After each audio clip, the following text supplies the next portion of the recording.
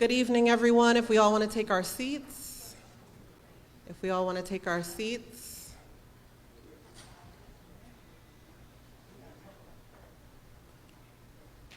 And I just want to welcome everyone to tonight's Newark consent decree meeting, which is possibly the last one, and you'll hear updates from the independent monitor himself, as well as the monitoring team and members from that committee.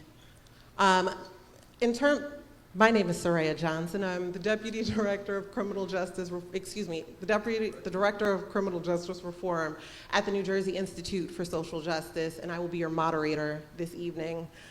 First, we will have some opening and welcoming remarks from Pastor Gilmore, the senior pastor here at St. John's. You will also hear from my fearless leader, Ryan Haygood, and also the fearless leader of Newark, Mayor Raz Baraka, who is here with us tonight.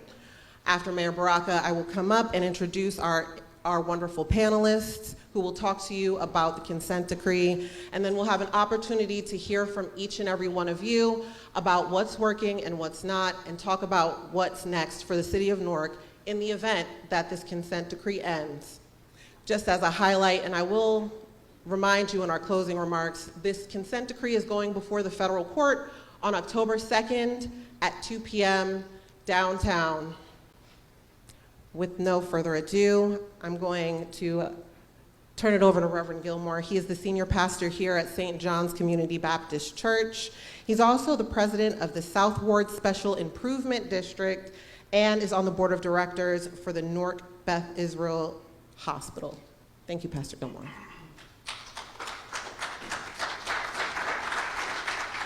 Good evening, everyone. Come on, you guys can do better than that. Good evening, everyone. All right, I am the pastor here at the St. John's Community Baptist Church, where our doors swing open on the hinges of love. And we are so thankful and grateful just to be able to open up our house to you on tonight for such an important discussion. This is not our first time hosting meetings for the consent decree, so we are anxiously awaiting to hear the progress and what is going to happen going forward. So since this happens to be the church that I pastor, I'm going to open up with the word of prayer so that we can set the mood. Amen? Amen. Father God, in the name of Jesus, I do thank you, Lord, for your goodness, your grace, and your mercy that you lavish upon us, God, each and every day. We cannot get along without you. And we thank you, Lord, for just the opportunity to come out as a community, because really society is based upon the family, and the family fuels community. So we thank you, Lord, for this time. We pray for our city, the city that we love, God, from the depths of our heart. We pray for our mayor, Lord, who has been doing an excellent job since the day he's been in office. We pray, Father, for our police department that we hold in high regard as they have been charged with protecting and serving. And we pray for the citizens of this great city. There is no reason why the police and the citizens cannot get along well together. And so we thank you, God, for what we're going to hear tonight. Bless this time that we have together. Keep us in the calm spirit, Lord, that the music placed us in, so that we can speak to each other in respectful ways. Jesus, you do all things well. You are an amazing God with amazing ways and amazing grace and amazing love and amazing bringing people together power. In Jesus' name we do pray. Amen.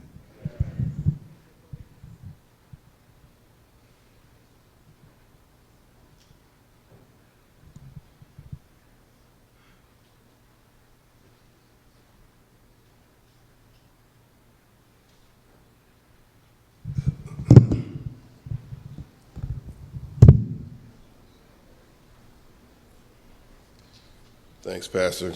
Good evening. Come on, you all. Good evening. I know this is before dinner time. Good evening. Good evening. I just want to tell you how much I appreciate you all assembling here. We've been assembling like this in places like this across the city for the past 9 years as part of the effort to get the community voice built into this process, which was about helping to transform the relationship between law enforcement in the city of Newark and the communities that they serve. And this is a conversation that's nearly 60 years old, going back to the Newark Rebellion when people fought for that kind of transformed relationship to build one that did not exist. And in the last 9 years of this consent decree, tremendous strides have been made in that regard, and this is what tonight is about. I just want to share really, really briefly, in preparation for tonight, I looked at the Frontline documentary. You might remember that at the very beginning of the consent decree, correspondent journalist Jelani Cobb and a team of camera people came to the city as part of a documentary aired by Frontline called Policing the Police. If you haven't seen it, it's really, really worth seeing it. This is 2016. This is right at the time when our now seasoned mayor, 10 years in the game almost, was just coming into office. It was a time when there were 300 shootings the year before, 105 killings, when that rate was 9 times the city of New York's rate. And the mayor had this difficult decision to make around what to do. The Department of Justice had done a thorough investigation and had found that in the city of Newark, you watch the video, it's a fascinating thing to watch. There's a question Jelani poses to the police officers, kind of like, how do you know what a constitutional stop is? How do you know when someone is doing something wrong? And one of the police officers said, it's just a look. It's an instinct you have. Honest, you should watch. It's a look. It's an instinct you have. And then you know. And the truth is they didn't know. And what the DOJ found was that about 75% of all stops were unconstitutional, that 20% of stops involved the excessive use of force to put the lie to the idea that you could just look at somebody and tell what they're up to. And what was fascinating was that these were stops that were recorded. They knew that they knew that they were on camera, and they gave us what they gave us. And the mayor in this video says, we didn't get to this place in 5 to 10 years. And we're not going to get our way out of it in 5 to 10 years. And this last 9 years has been about how, in the city of Newark, we together build a Newark Police Division with a series of practices and policies. I think we, in the last 9 years, have helped to shape, inform, create about 15 new policies around core functions: stop, search, arrest, internal investigation, storage of evidence. Many of these things did not exist when the mayor took office. And back to the choice he made, he had a choice about what to do, and he talked about how he wanted to transform policing in the city. And there's a piece of it that features, I'm going to close here, a younger version. Then I think he was, I'm not sure what his title was. Everyone just calls him Pep. I think he was like a lieutenant or something. And they did a ride along with him, and he talked about how what was required for Newark Police Division was culture change. And I think we can all agree that what we've seen over the last 9 years is that culture change that residents have so long sought. Sure, there's lots of work yet to be done, but we've made a tremendous amount of progress. I'm excited that you all are here. I encourage you to stay engaged beyond tonight, because to the extent we've been successful, and I believe we have, it's been in large part because you all's voices, experiences have been illuminated through this process. You have inspired the policies and the training to those policies and the accountability that follows. Last thing I'll say is, just in this moment that we're in, nationally, you can feel recklessness.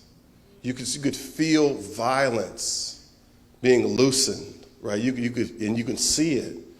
And part of why I think the work that happened under the consent decree has been so precious to the city is because I think really what's required is restraint.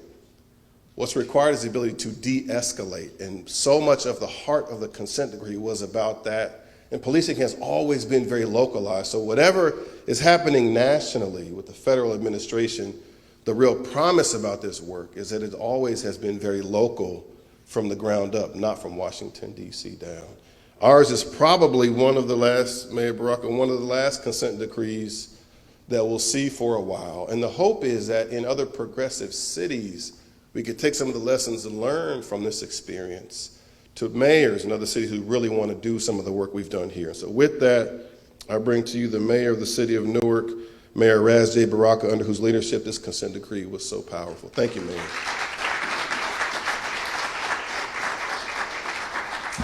I just want to thank Pastor Gilmore, allowing us to be here as usual. New Jersey Institute for Social Justice, Ryan Haygood, all of the folks that worked tirelessly to make this happen, Lee Carrillo, the entire staff here at the Newark Police Department, Public Safety, who've worked very, very hard to get us where we are today. Our monitor here with us today, who we don't always agree with, but that's the purpose of this in the first place. I am happy that we're a long way from where we were. Obviously, there are things that we still have to work on, as was stated, and there'll probably be things we'll always still have to work on. And the idea is that we make a decision to begin to work on them collectively and not have to spend millions and millions of dollars over periods of time to get stuff done when we already know what needs to be done. The will to do it is really what a monitor is for, the will to do it, the infrastructure to put in place to make sure that these things actually take place, because the real monitoring happens from you. You guys are the real monitors of public safety in the city, the real monitors, not folks that we have to bring in, but you. And how do we construct something where there's ongoing monitoring from the residents of our city that doesn't cost us, all of the revenue that we have to use when we can be using it to build housing or other things of that nature. But we were forced in this position because we made some critical and crucial violations, errors, mistakes that police departments around the country have made over decades, over history. And in Newark, we've been struggling and fighting, trying to get it right. And I think, we are at a place where I'm happy to say we could, in my estimation, walk away from where we are and begin to create something new, a relationship that's new, that we've never even had before in my mind, with a culture that was developed and created by a new police department, by new leadership, by new willing folks that were willing to change culture. And it's very, very hard to change culture. It's not a easy task. Look, I grew up in Newark, sitting on the sidewalk with my hands cuffed on Clinton Avenue and 11th Street, in the 5th Precinct, being roughed up a little bit when my little brother was arrested and my mother came in to see about him. So I know what it means to be on the other end of abuse, right? And, it is interesting, God put me in a position to be able to fix the things that actually happened to me as a child growing up in this city. And so I take great pride in what we have done. I take great pride in where the police department has come. I take great pride in the restraint that I've been able to see over the years by this department and the things that they've done, even being shot and stabbed and other things, and have not taken the action that I know other places would have taken. But there's still some very systemic things that need to be addressed. We all know this. And I'm confident that we have the ability and the skill to be able to do that. And I think the judge understands that. We understand that. And before I sit down, I want to echo what Ryan said, that what makes this moment more important is because the consent decrees are about to go by the wayside. They're about to disappear, at least for the next couple of years, because we have an administration who does not believe in consent decrees. We have an administration who believes that police should be able to do whatever they want in whatever situation that they want. He actually says this, right? So what we've done and are doing in Newark, to me, is incredibly, incredibly important, because, as Ryan said, these are lessons that can be learned from police departments all over the country who, by the way, want to do and go down the pathway that we're going down, because I speak to mayors and other folks all of the time who are willing to do that, who understand how to understand that relationships between the community help us make police officers safe and reduce violence and crime at the same time, who want to do this, right? Who may have internal struggles in their own department, but will not have the force of the DOJ, will not have the force of the courts to say, listen, you have to do this, you have to do that. But we were put under that. We were made to do that. We didn't fight, we didn't fuss, we didn't push, we didn't run, we didn't hide. We bared everything.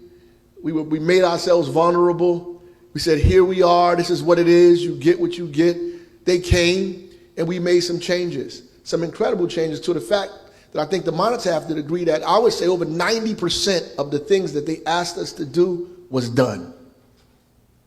Over 90% of the scores that we got because of the work that we have done, we're passing. Over 90% of the work that we've done in this city to reform this police department has been something that, is indisputable in my mind. So that's why I'm excited and happy about where I am here. So I want to thank all of you again for being here, and I want you to keep in mind that you are the monitors completely and totally. That New Jersey Institute for Social Justice, that all the organizations here, that our pastors, our clergy, our block associations, our community organizations, People's Organization for Progress, all of the groups that are here, Ironbound Community Corporation, everybody are monitors of this police department. And you should understand that and collectively wear that with honor, with seriousness, and with commitment. The only difference is we ain't paying you $2 million a year. But the reality is we appreciate your monitoring, we appreciate your relationship, your friendship, and your criticism, because that is also important. We embrace that as well. So thank you. I appreciate it. I have to go to Pilgrim Village to another community meeting, right down the street. Hopefully I take some of the people who live in Pilgrim Village over there with me, but that's in here. But I have to go there as well. But I'm sure this meeting will be great. And I'm excited about us closing this out and ending our consent decree in a time period. I came in this consent decree, came with me, and before I leave, the consent decree is going to go before I go. So God bless y'all.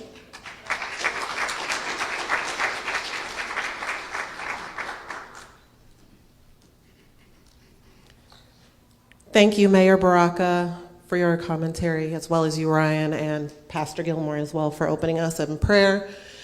And I think culture change is, as the mayor has said, very, very difficult. And so we are going to hear from two people who have been on this consent decree and trying to make that culture change here in Newark. First, we're going to hear from the independent monitor himself, Peter Harvey, who has dedicated his legal career to public service. He is a former federal prosecutor, as well as a former attorney general here in New Jersey. We are also going to hear from Deputy Police Director Leonardo Carrillo, another public servant here, who began his public service career as an EMT in 1992. I hope it's okay that I said that. And who has been instrumental in developing and training and meeting some of the standards that have been set forth by this consent decree. So we'll hear from these two gentlemen now.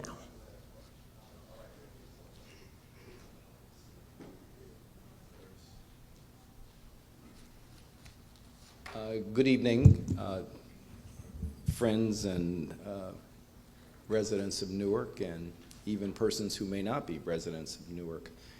This consent decree has been going on since 2016, and let me walk you through some of the processes that we undertook. And it's really the Newark Police and the City of Newark who implemented the consent decree. It was not our task to do it for them. It was our task to really be the referees, to call balls and strikes, to use a baseball metaphor. The season is not completely over. Namely, to say, here are the consent decree requirements. Here's what you have done or you haven't done. And here are our recommendations about how you can come into compliance with the consent decree. Now, you should know that this process took the time that it took, in part because a number of policies had to be reviewed. Some of them had to be rewritten. Some of them had to be written for the first time. And what we tried to do is help the city of Newark, and more importantly, the Newark Police Division, to obtain some of the best practices, some of the best policies that other police organizations were implementing around the United States, and show them examples to say, this is what is happening in cities like yours, and here's a policy that you may want to examine. So I would urge you to get a copy of this report. This is our final report to the community, to the city, to the court. This report should be on the Newark PD's website. We have many copies in the back, so feel free to take one. We did not include in this report, you'll see references to exhibits. The exhibits are prior quarterly reports that we were required to issue, as well as semi-annual reports that we were required to issue. The reason we didn't include them with this particular item is because they would take up a box. I know this because I have them in my office. And so we didn't want to burden you with that level of detail. But those prior reports are also on Newark PD's website. They're also on our website so that you can read them in electronic form. And if you want to print them out, you can print them out. What Ryan Haygood said to you earlier is important, and that is the court is going to have a hearing on October 2nd. This is in federal court here in Newark, the District of New Jersey. It will be in the Martin Luther King Jr. United States Courthouse, and it's before Judge Madeline Cox Arleo. And you're welcome to come. If you have questions, you can certainly ask them tonight. If you have questions about what occurs in the court hearing, you can submit them to the New Jersey Institute for Social Justice. They will present those questions to the court, and the court will ask the questions or designate someone to ask the questions to the participants. I better speak louder. Sorry about that. The October 2nd, that's a little better. The October 2nd hearing will be in the United States District Court for the District of New Jersey.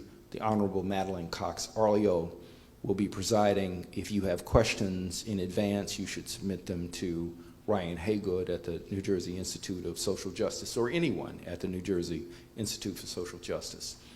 And they will be screened, and the better questions will be asked.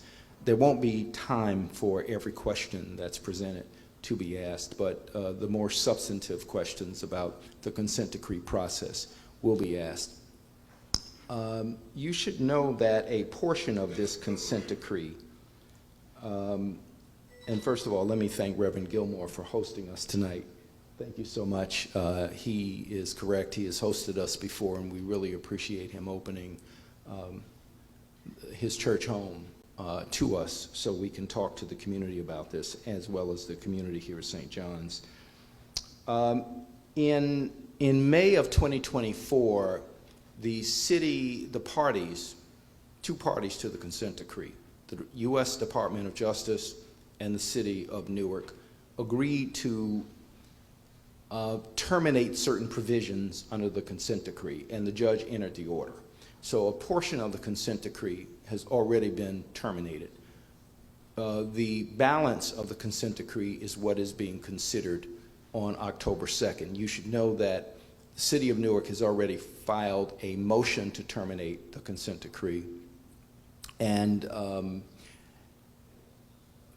the way it works is you file a motion, the Department of Justice will respond, whether they agree or disagree with the motion. The court will conduct a hearing. That's what's going to take place on October 2nd, and then the court issues a ruling. In this report that we have issued, we have covered all of the aspects of the consent decree. Now remember, this consent decree dealt with stops, what are called investigatory stops. These are the stops that Ryan Haygood was referencing that show up in that documentary, Policing the Police. The one that stood out for me was the young man walking on the street minding his own business, and officers, plain clothes, jumped out of a van and just stopped him, patted him down. He's confused about who they are, as any of us would be. They don't really clearly identify themselves. And when they do, the next thing you know is they've put him face down on the pavement. They've handcuffed him, but they've said to him, "You're not under arrest. We're handcuffing you and putting you on the pavement for your own safety."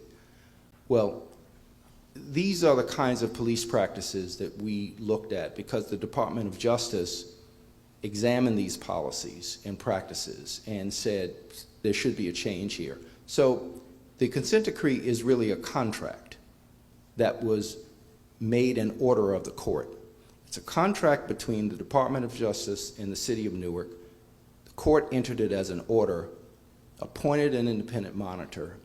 I stress independent because my goal was not to work for the city, work for the police department, or to work for the Department of Justice. My goal was to say, here's what you all agreed to, and you are either in compliance with it or you're not in compliance with it.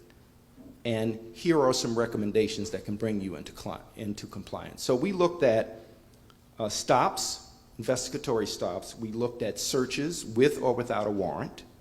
We looked at arrests with or without a warrant. We looked at use of force because, as you might imagine, many police organizations get into a lot of trouble because they use force excessively, or they kill people, or they injure them severely. This is generally what residents of any city raise issues about. So we looked at use of force. We also looked at the area of internal affairs. Where complaints are being made to the police department, are those complaints being taken seriously? Are they being investigated thoroughly? Are they being investigated quickly? Are they being referred to the prosecutor's office where there is evidence of criminal behavior? And where they're not being referred to the prosecutor's office, what are you doing to process those complaints in a timely manner? And are you intimidating residents who are trying to bring to your attention conduct that they think is questionable, conduct that they think is outside of policy? So we looked at that. We also looked at data systems, and we looked at supervisors. And we looked at supervisors because when you have a police organization that isn't run well, it generally means that the managers are not running it well.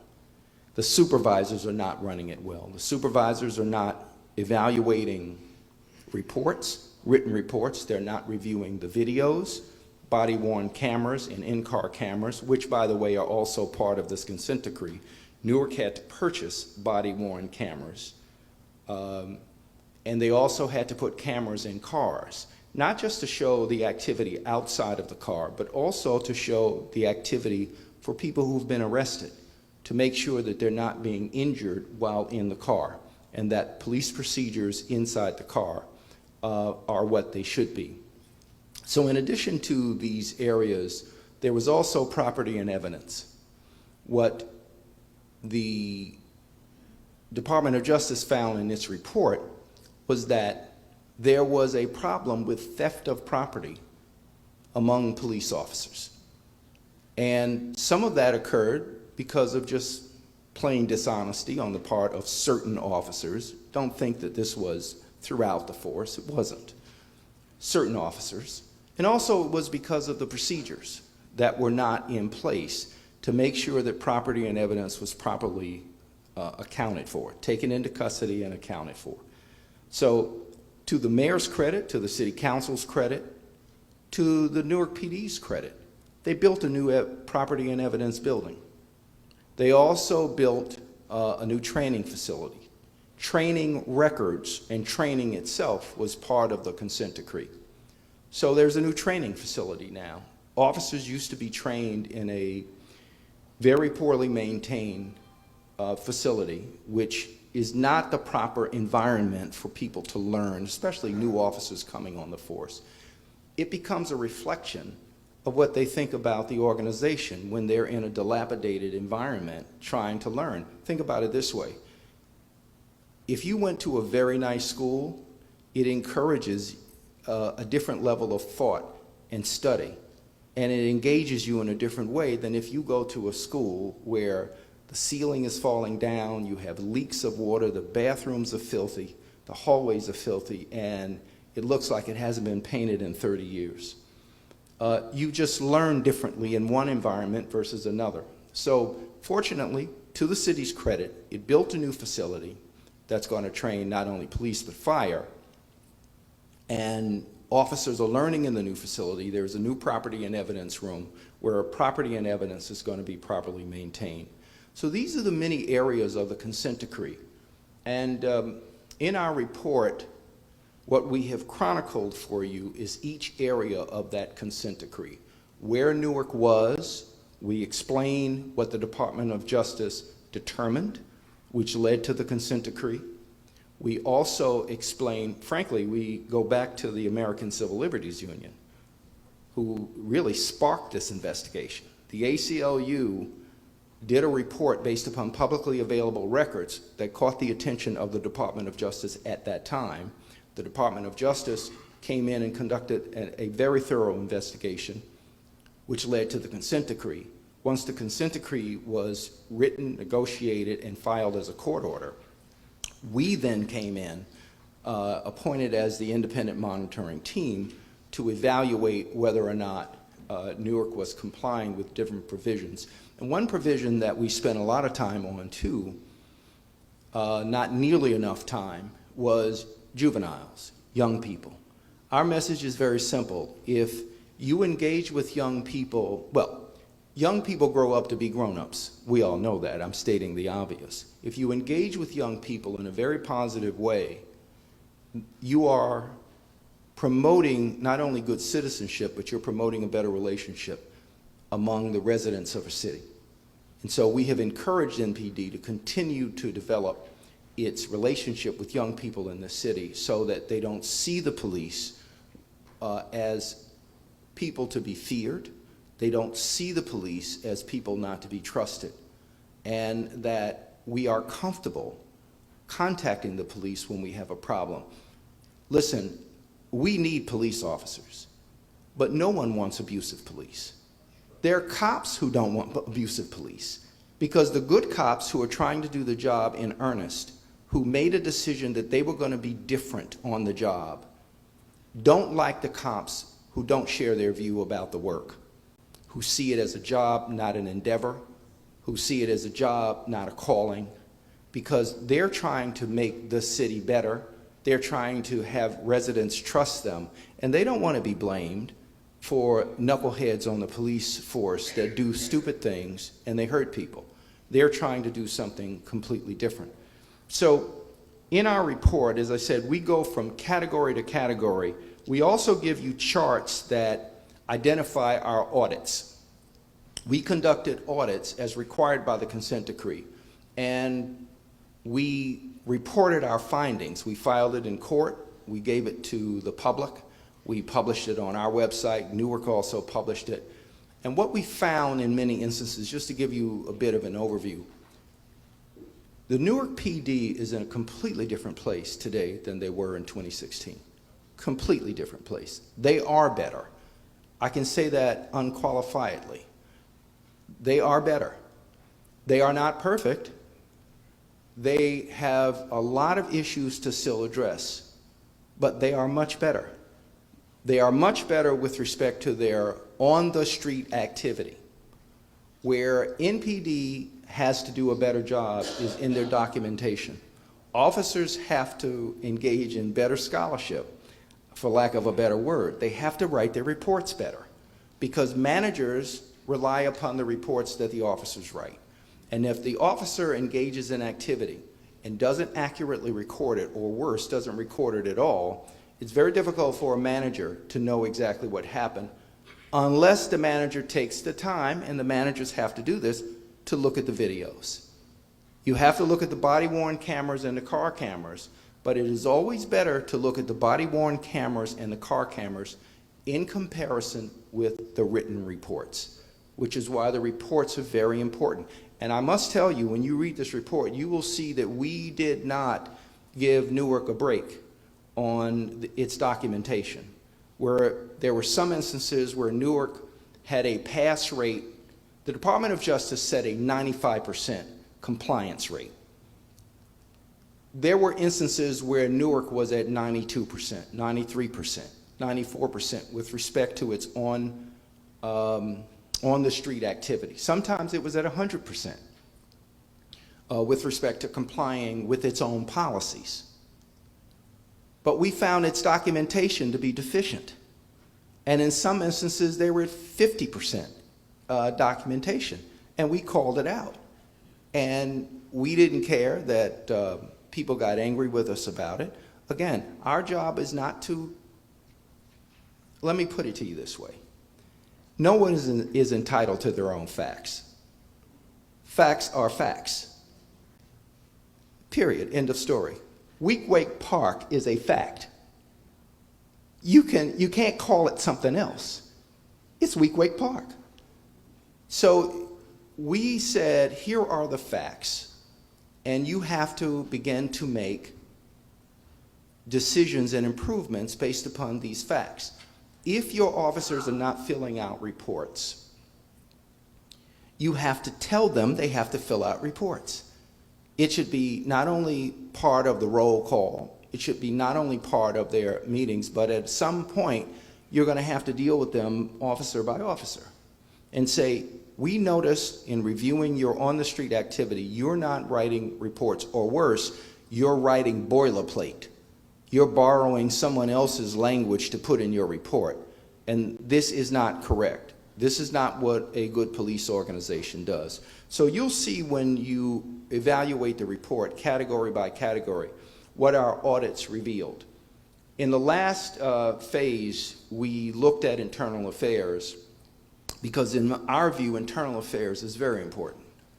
You have to have a good internal affairs unit, and you have to have officers come into that unit and go back out to the precincts. They can't be stuck there forever, and they have to be fair.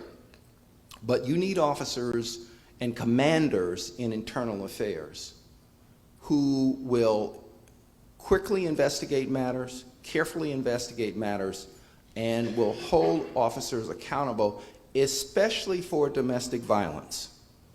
Where they engage in domestic violence, I have said it before, I still believe this. If an officer will beat that officer's significant other, and I'm making it gender neutral for a reason, if the officer will beat their significant other, we don't stand a chance on the street. So you should know this, that our great Senator Frank Lautenberg passed a federal law. It's a law and has been for years. If you get convicted for a domestic violence offense, you can't carry a gun. So this is why we have pressed hard on domestic violence. Because here's my view. We don't think we should have officers who beat their significant other, continue to do this job, and then when they finally do something much worse, they retire before the disciplinary process plays out, and then they penalize the city by taking a huge pension out, and they sail off into the sunset with the city's money. Our view is you need a robust, honest, fair disciplinary procedure, so when somebody gets caught stealing at Walmart, and they do, that they will be suspended without pay, they will be investigated, and they will be told, sorry, this job is called you being a law enforcement officer. Stealing violates the law. You cannot be a law enforcement officer. If you engage in domestic violence, that is a crime. It's called assault. You cannot be a Newark police officer if you engage in domestic violence. I'm sorry. We thought you were right for this job. You're not right for this job. You need to do something else. And please, ladies and gentlemen, don't fall into this trap that we're asking too much of our police officers. Every job in America has gotten more complicated. Every job. And we give officers, and rightly so, great leeway, great responsibility, great discretion. But what we want them to do is cherish it and treat it with great respect, which means treating people in the streets with great respect. Because generally, when someone comes into a precinct, they're not coming in there to check the air conditioning temperature. They're coming in there because they have a problem. And they need immediate attention. They need assistance. When someone calls for service, and that's what it is called, a call for service, they're asking, please come and help me. They're not asking you to intrude in their home and treat them as if they violated the law and be disrespectful to them. And so we have to be sure that officers follow their own policies. The policies are good. And I will commend Newark on a couple of policies that the consent decree didn't require. One, an LGBTQ policy. What are you going to do with someone who is a member of this community, and you know if you put them, and they violate the law and you arrest them, but you know if you put them in certain circumstances, they're going to get hurt. So what is your policy with respect to dealing with people so that their humanity is being affirmed? Newark wrote a policy about it. What is your policy on First Amendment? You know, citizens have a right to stand on the street, public area, and record what you do. You can't threaten them because you may not want them to see what you're doing. You can't do it. To Newark's credit, Newark on its own said, we want a First Amendment policy. And that First Amendment policy also applies to public events. If somebody comes to the mic and they want to say something uncomplimentary about a public official, you can't send the police to them and stare them down as if they're going to be arrested for exercising their free speech rights. You need a policy that says, sorry, officer, you can't do that. That person has a right to speak. Let the chair cut them off or not cut them off, but you can't do this. So Newark adopted this kind of policy to its credit, and it wasn't required, but they did it. This is an organization that has received, rightly so, national attention for its improvement. There are two recommendations, there are several recommendations, but two of which we think really require attention. Recommendation number one, Newark needs a full-time training director. With a force of over 1,000 people, you can't have somebody doing this job with other responsibilities. And that is not to throw shade on anybody who's doing the job. But police organizations of this size have a full-time training director whose job is to do nothing but train. Read cases, look at policies of other police organizations, and come in and issue bulletins, issue training, issue guidance. Newark should have that because that's what a modern police organization has. Second thing, Newark's data systems are antiquated. They still are. They were so antiquated we couldn't audit them. We couldn't. And we said, we're not going to audit your data systems knowing that you'll fail. So, and we've made this clear since 2018. So what we've said is you need a dedicated information technology person to run your data systems so that you can be on the cutting edge of data, because managers should be able to obtain the information they need across the board on what officers are doing and not have a Herculean task to do it. And they shouldn't have to get a couple of boxes of paper documents to read through them to figure out what's going on.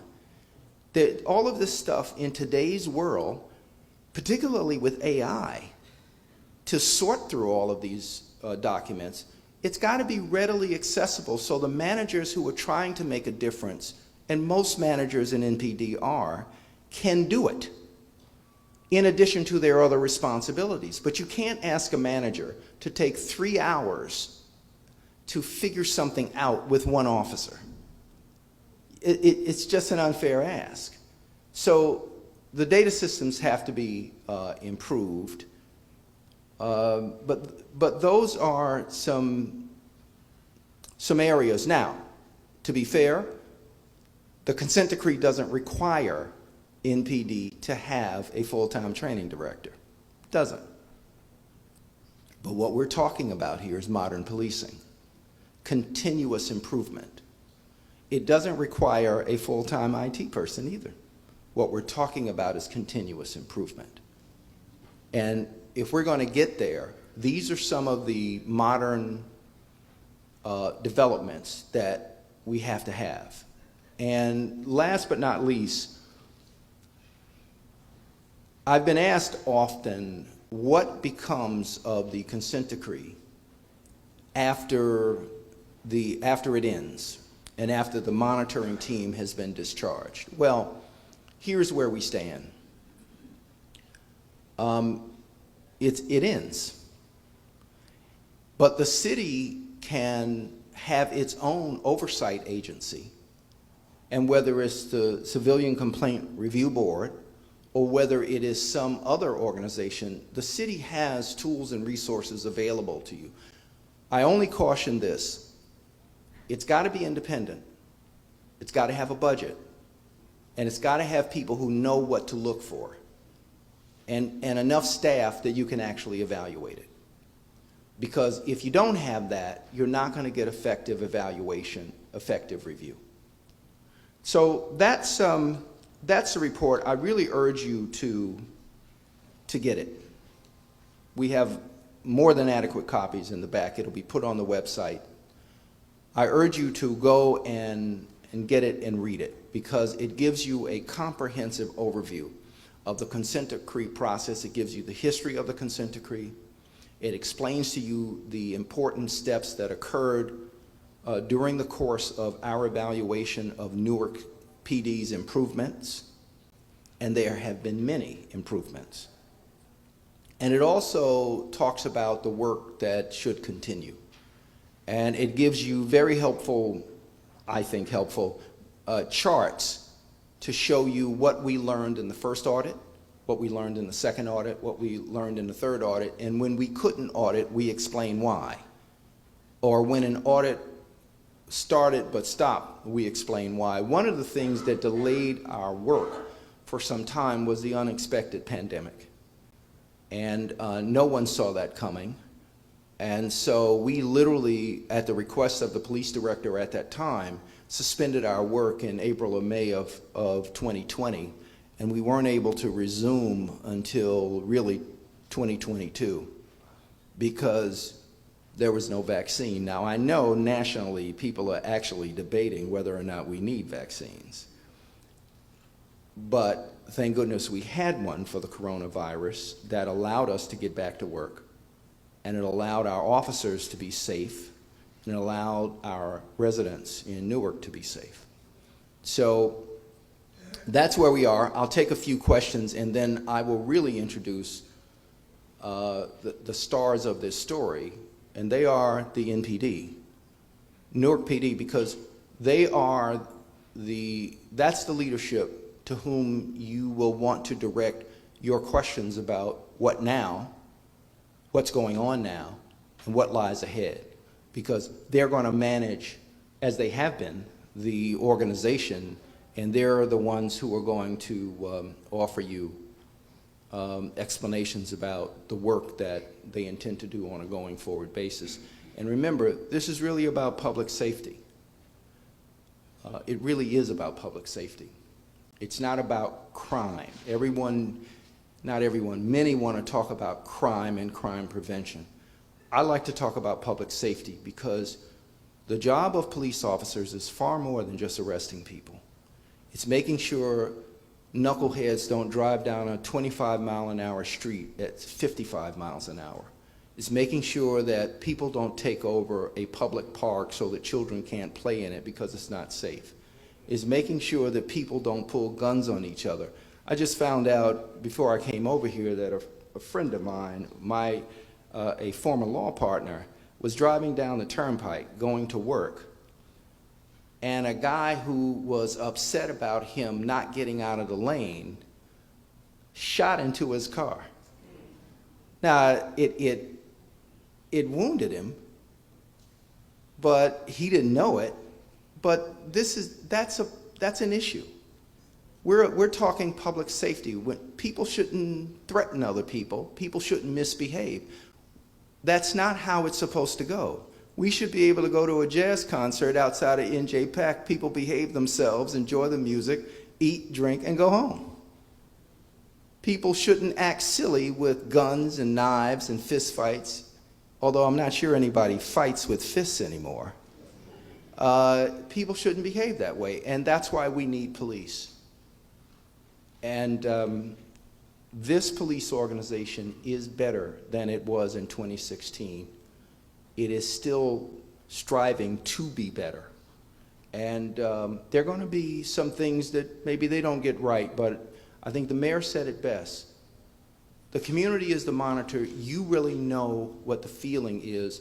I would invite you to engage precinct by precinct. Every precinct, one of the areas we examined was community engagement. Every precinct has a precinct-specific community engagement plan. When they come out in your neighborhood to meet with them, come out and talk to them. Nobody's gonna shout you down or shut you up. They want to hear from you because they want to find out how to do the job better.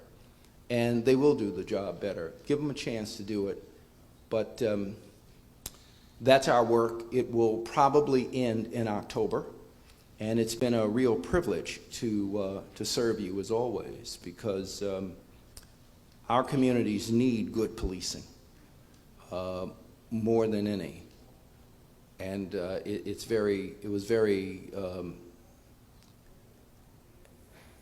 was very rewarding to work in a collaborative fashion with the City of Newark and with the Department of Justice and the Newark PD. Having said that, I'll say no more. I'll take a few questions. Thank you. Mr. Ham. Yes. First of all, I want to say thank you. Oh, sorry. Come to the mic. Sure.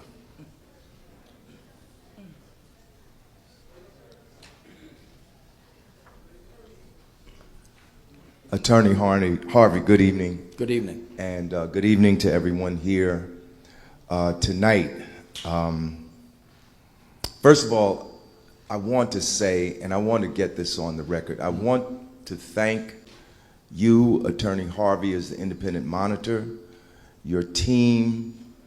I want to thank the New Jersey Institute for Social Justice for their efforts to work collaboratively with you, for the work that you've done over the past 9 years.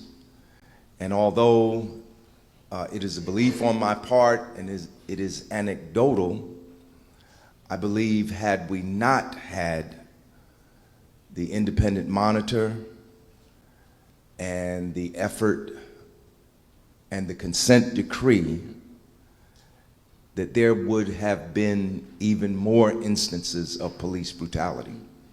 I really believe that. I'm not just saying this to compliment you. I really believe that.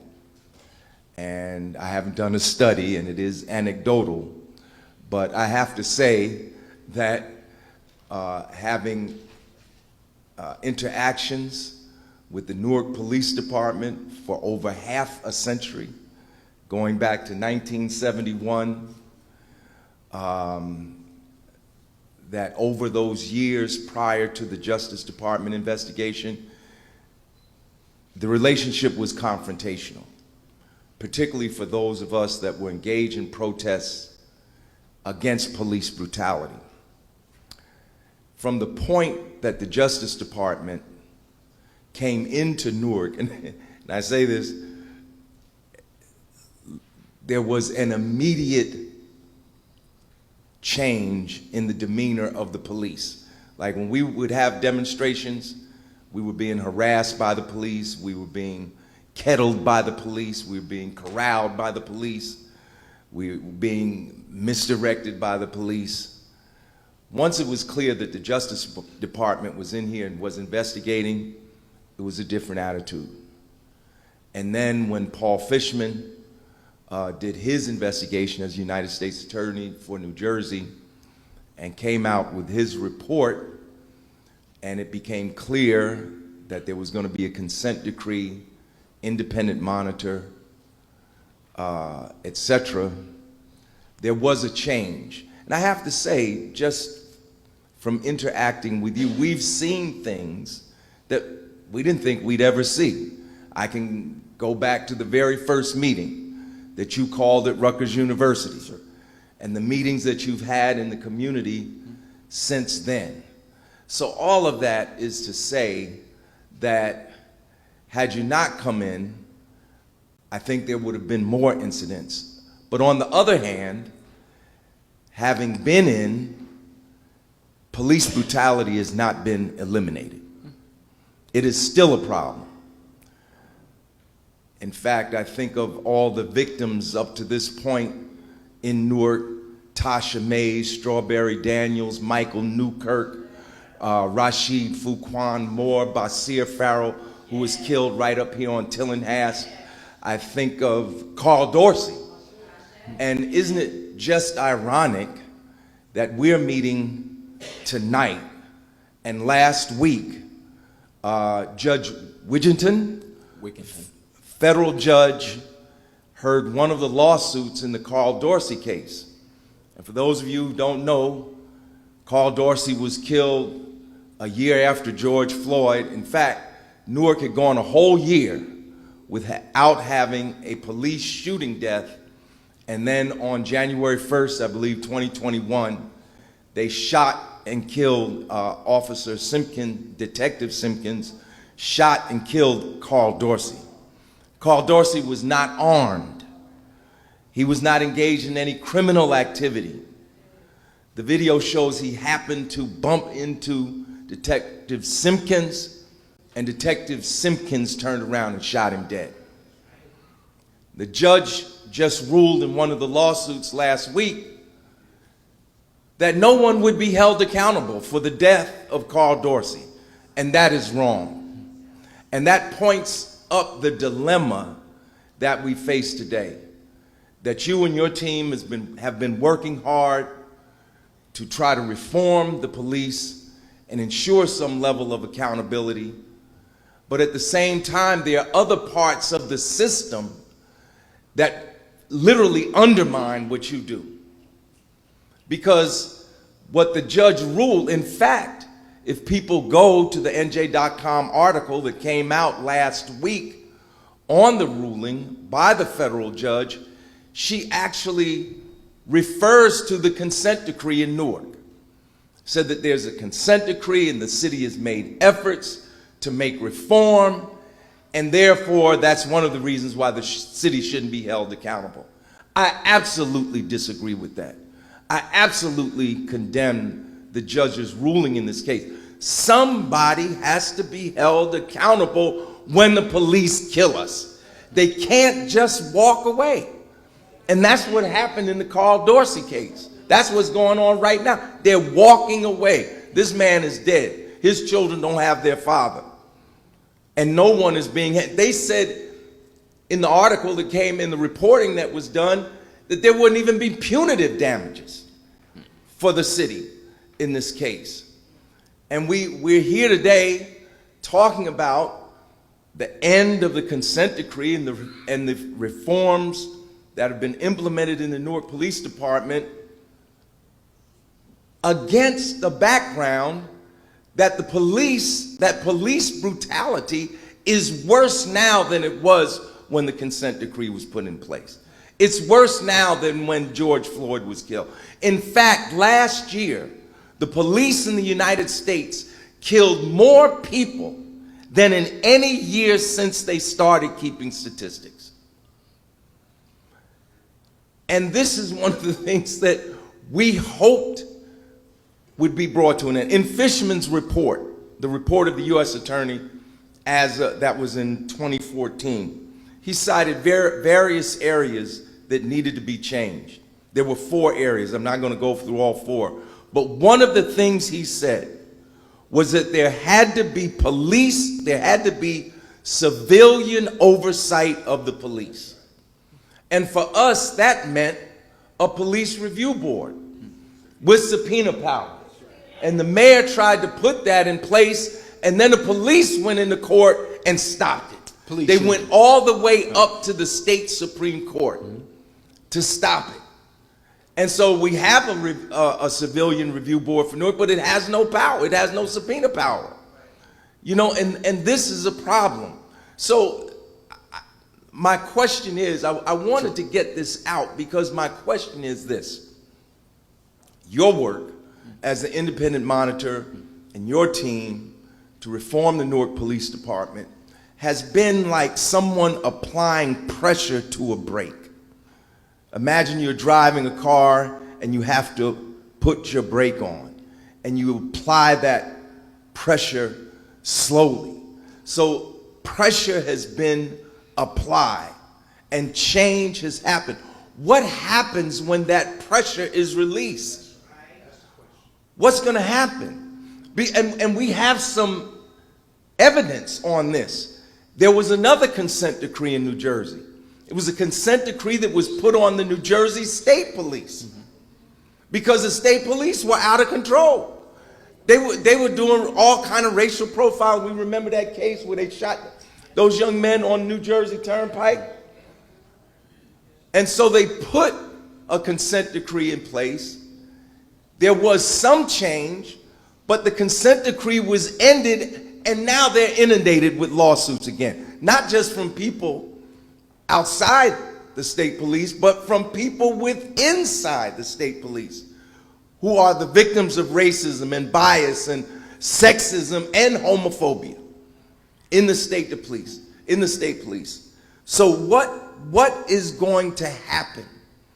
How are we going to ensure that the changes that have been made are going to stay in place and that we can make further progress? I know that outside of your purview, because you're dealing with the city of Newark, we still need a police review board with subpoena power. And the state legislature has absolutely failed us. In the aftermath of the murder of George Floyd, New Jersey state legislature introduced a bill that would enable municipalities to create police review boards with subpoena power. They introduced a bill to end chokeholds. They introduced a bill for no-knock warrants. They introduced all kinds of legislation. None of them passed. None of them have become law. So we can't have a review board in any city in this state with subpoena power. And so that's one constraint, what happens on the outside. But what can be done on the inside to ensure that once your work is completed or finished or whatever, personally, I wish it could continue. I really do. I wish it could continue, but it is what it is. If it's going to end, what can we do about it? I mean, now we're in a situation, someone referred to the environment that we're in. We're in a situation where police brutality is now the government policy under this Trump administration. Thank you. Thank you. So thank you. I'm sorry. I apologize it took so long, but if you could answer that question. I'll answer that. Let me address that question. Well, it starts, first of all, with good police management. And that is a determination that is made by the mayor and the city council. The secondary level is the Civilian Complaint Review Board. You are correct that the New Jersey Supreme Court did not allow the Civilian Complaint Review Board to issue subpoenas with respect to active investigations. It can issue subpoenas and compel documentation relating to a police organization with respect to closed matters, but not active investigations. And when you read the decision, the idea is that officers have certain rights and they have certain due process rights, and the administrative procedure of the police organization has to play out or the procedure of the prosecutor's office has to play out, and the court did not want overlapping processes. So that's why the reasons the court gave for stopping it. But there is another component too, and I spoke about it earlier. You can have a review entity in the way that the New Jersey Attorney General's office set up a review entity post-consent decree, and you can have it review certain aspects of the Newark Police. For example, it can review use of force. It can review, pardon me, it can review stops, searches, and arrests. It can review internal affairs. But the city has to set that up, and the city has to fund it. Because otherwise, this process will end, and all you will have is management of the police, its managers, and the Civilian Complaint Review Board. Thank you. Before we get to our next question, I am going to give Deputy Director the opportunity to speak, and then you can ask your questions in tandem to both him and Mr. Harvey. So if we can just hold questions, we'll give him his opportunity, and then you can ask your questions to both panelists. Thank you. Good evening, everyone. Thank you so much, Pastor, for allowing us your space. Thank you so much to the Institute. My name is Leo Carrillo. I'm born and raised here in Newark. As was stated earlier, I started my career in public safety at 16 years old, volunteering at the Iron Bound Ambulance Squad down in Newark, down neck. Became a cop at 21, 1998. I went through the academy over at 1 Lincoln Avenue. And as someone who has been here, as long as I've been here, I can tell you that I work for a very different police department than the department that I started in. When I graduated the academy, there was no training for officers. We went through the academy, they taught us what they taught us, and we hit the streets, and that was it. Everything else we learned on the street from the old timer that was there. And that's what it was. I could tell you that the consent decree is the best thing that has ever happened to the Newark PD while I'm there. 1,000%. Today, I am in a police department that requires 40 hours of training to the police. Every officer has to come through and participate in training on stops, searches, arrests, implicit biases, first aid, rendering aid. We set up a policy where we actually have officers rendering aid. We put first aid kits in the police cars. We didn't have that. This is a kid who came from an ambulance. This is what I want to do. I used to carry my first aid kit in the police car and was appalled at the fact that no one else did. I'm over there getting blood on me, rendering aid to people, and we didn't have that. Now every police car has a first aid kit. Every officer is trained on how to do bleeding control and CPR, and they're recertified every 2 years. Not something that was mandatory, something that was mentioned in the consent decree. It's something that we do. I could sit here and go over all the ways that the Newark PD is different, but I know what we're here for, right? We're talking about the potential end of the consent decree. But again, I don't want to call that an end. I want to call this a beginning. This is an opportunity. This is opportunity to give Newark the ability to work with the police department to make this the best department that it can be.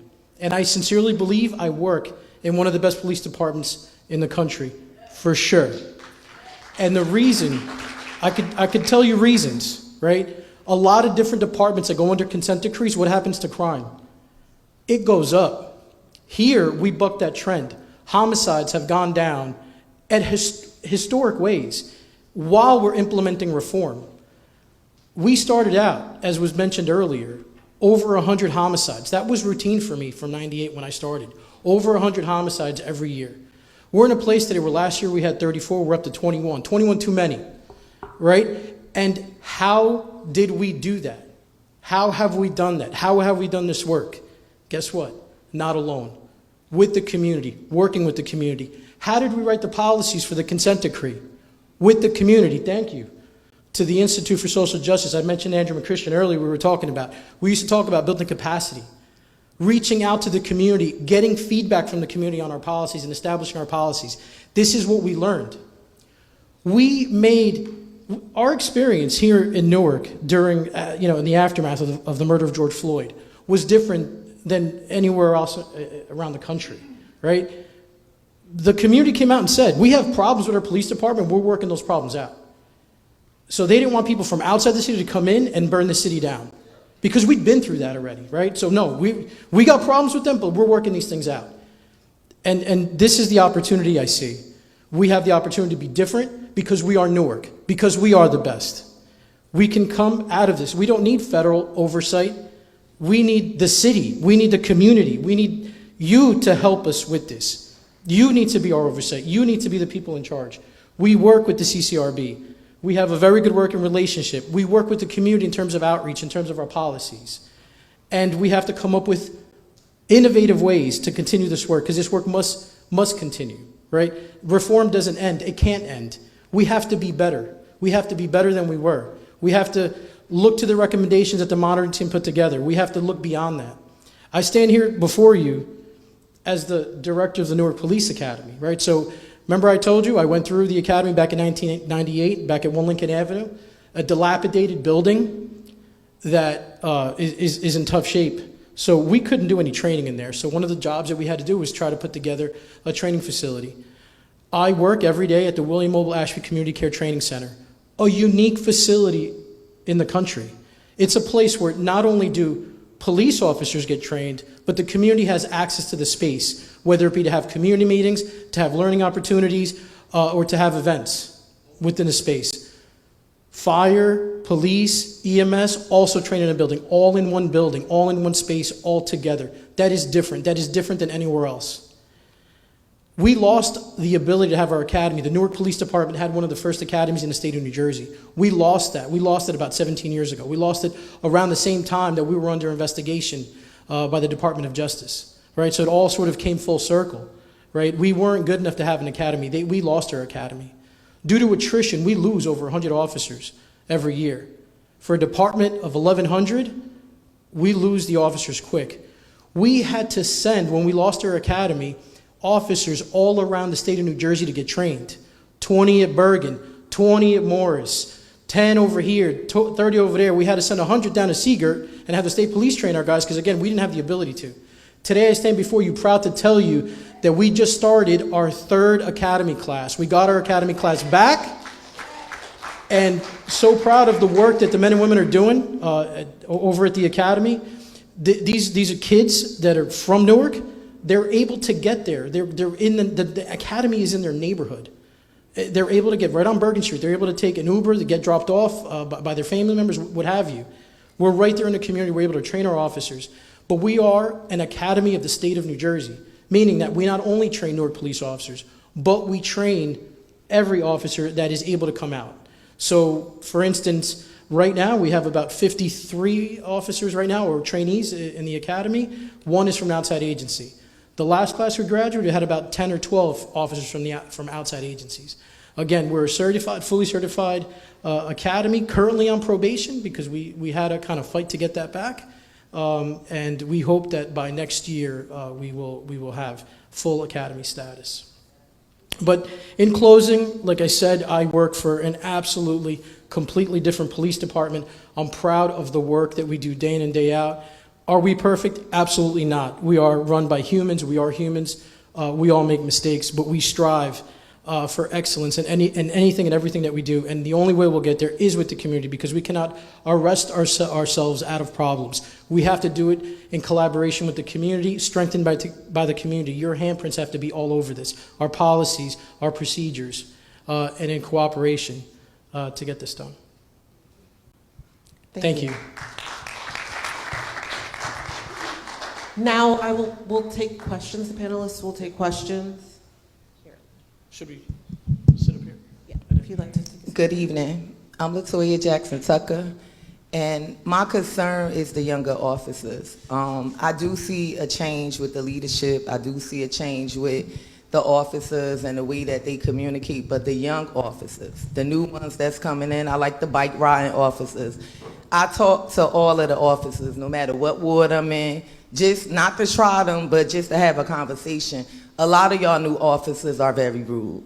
I have Captain Wilson number in my phone, so I will text him. I have found officers asleep across the street from Pilgrim Village, different stuff, and I can say when I make a complaint, because I don't do it on paper, I usually text you, text him, say what's going on, and y'all do rectify it. But I'm concerned with the younger population because we have a lot of young officers that have been to school with the young people that are not officers, the people that don't believe in a police culture, that feel like, you know, F the police and that type of thing. So I'm concerned with the professionalism.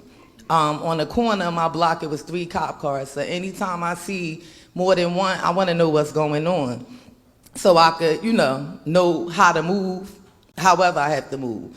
And the officer, I think she might have been on TikTok, red hair, foot up in the car. I asked her, why was there so many cop cars out here? Because that is a hot point around that area, Avon and Jelly. And she said, if you paying attention, you could see they talking to each other because they was across the street by carriers back and forth like this. So I asked a question that I felt like she could have answered a little better, and I went on to say, because everybody know my mouth, I'm a taxpayer and I have a right to ask you a question. And she said, I pay taxes too. So immediately I had Twitter fingers, because if I would have spoke too much, it could have went another way. I mean, I know she an officer, she has rights, policy, and all that, but at the same time, I'm born and raised in Newark. And it's just a certain type of level of respect that I'm gonna have with anybody. I don't care who you are. So I don't appreciate me asking any officers questions and they having a bad day and they taking it out on the community or don't know how to speak to me properly. And my mouth is not smart unless I have a reason for it to be. So that's my issue. Like, I think y'all need some more trainings around professionalism, because even though it's a younger culture and you know we got Sexy Red and all this stuff going on, we still need them to show up in a uniform as professional people. So I gotta go to another meeting. Yeah, no, I agree with you wholeheartedly. And yeah, no, I agree. And we absolutely could, we change training every year to try to make it interesting and that, you know, they want to accept it and learn it. Treating people with dignity and respect is at the core of our training, especially around community policing. So any specific issues that you have with specific people, please, as you know, you've got my number, you could reach out and let me know, text me. And yeah, no, we'll address specific issues, you know, always. Yep. Thank you.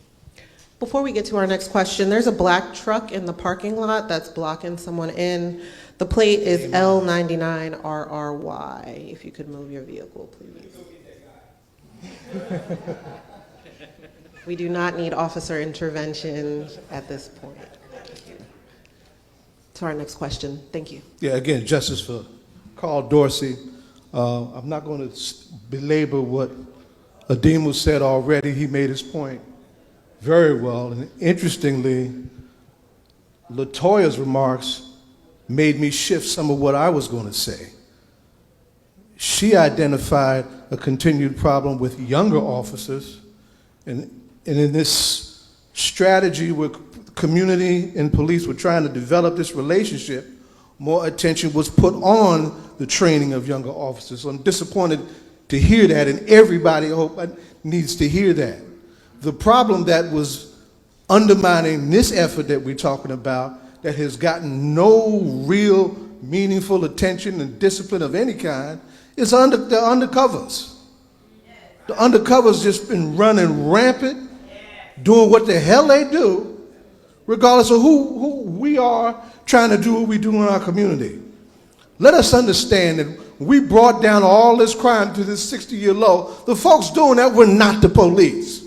It was the community-based violence intervention folks who came out of these streets, former victims, folks who have been through all of these changes, who built something that cities all around this country are coming to us for, right?